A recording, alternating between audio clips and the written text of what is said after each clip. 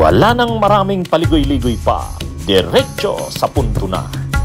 Maiksi lang ang komentaryo, pero diretso sa punto. Maraming kuro-kuro, may tiwali, may totoo. Dito, sa puntong diretso tayo. Punto, diretso. Ito, tungkol dito naman sa kay Speaker Martin Romualdez. Sabi ni Speaker Martin Romualdez, hindi niya raw matutolerate ang korupsyon. Ang mas eksaktong sinabi niya ni Martin Romualdez, sabi niya, the House of Representatives, the House of the People will never condone corruption. Yun. House Speaker Martin Romualdez, tinitiyak na may pananagutan ang mga kurap sa gobyerno. Ang Kongreso hindi kukonsinti ng korupsyon. Muling binigyang diin ni House Speaker Martin Romualdez na hindi papayagan ng mababang kapulungan ng Kongreso ang anumang uri ng korupsyon. Ang kanyang pahayag ay kasunod ng panawagan ng mahigit 30 malalaking business organizations at civil society groups na tuldukan ng graft at anomalya sa gobyerno. Klaro po, ang House of the People ay hindi kukonsinti ng korupsyon sa anumang sangay ng pamahalaan. Ang pananagutan at integridad ay obligasyon namin sa taumbayan. House Speaker Martin Romualdez. Ayon kay Romualdez, ang panawagan ng private sector ay kaayon ng mismong prinsipyo ng transparency, accountability at integrity na isinusulong ng House of Representatives. I welcome and respect the strong statement made by our partners in the business community and civil society calling for an end to corruption in government, aniya.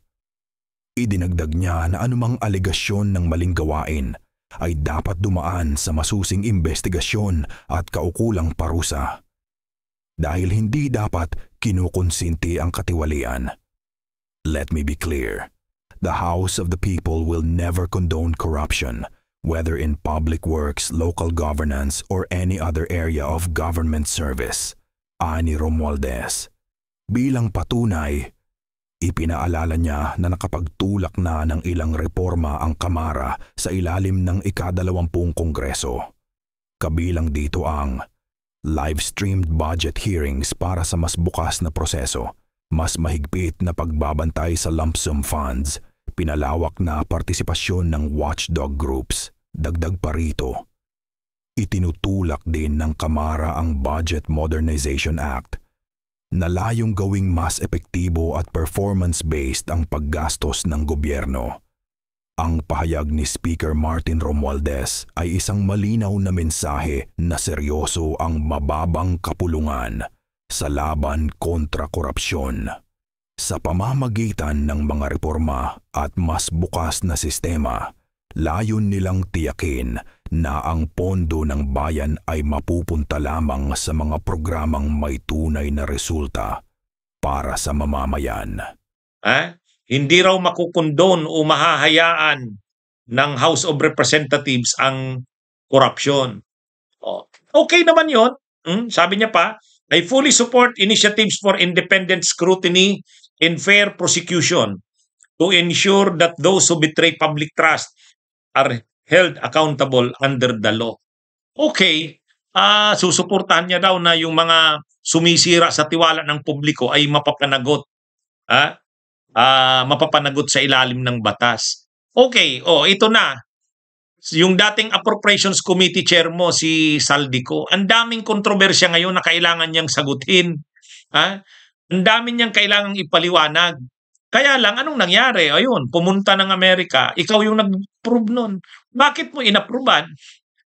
Masyado na bang emergency yung medical treatment na kailangan niya? O hindi maiwasan ngayon ng mga tao na mag-isip na pinatakas para hindi na maimbestigahan sa Kamara. Kasi talagang ini-insist nila Congressman Erese na dapat mag-appear si Saldico at si Grace Poe para maipaliwanag yung mga nangyaring insertion sa BICAM. Tapos pinaalis mo, Speaker Martin Romualdez. Kaya hindi maiwasan yung ganun. Kaya maganda sana yung sinasabi mo na Dapat hindi ikondon ang korupsyon.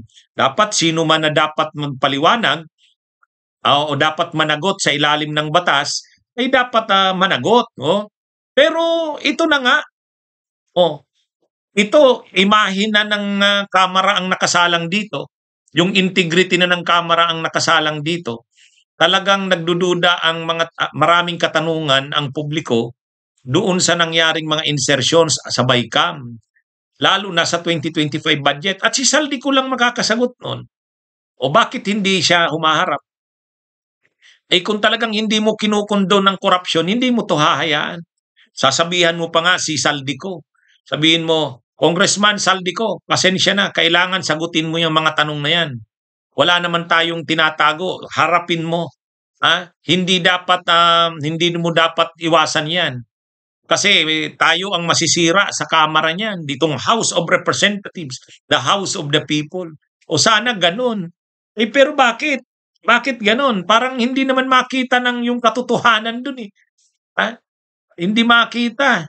Parang pinoprotektan. Ay kahit sila Congressman Benny Abante, sila Congresswoman Garin, pinoprotektan si Saldico.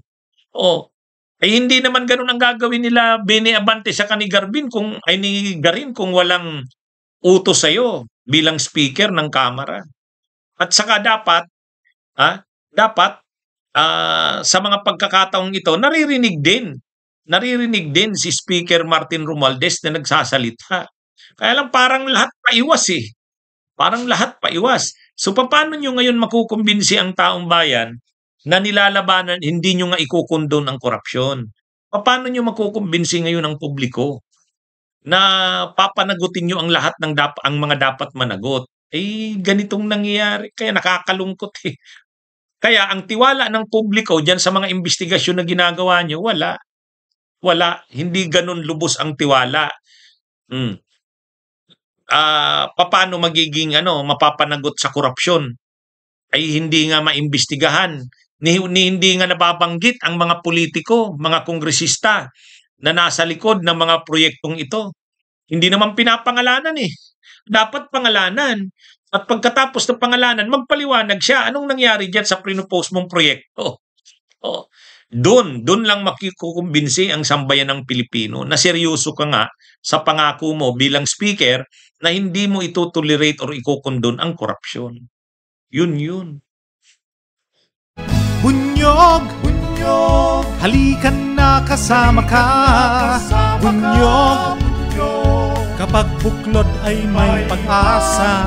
Luzon, Visayas, Mindanao, isa ang pananaw. Sa bagong Pilipinas ang bunyog isisigaw. Bunyog,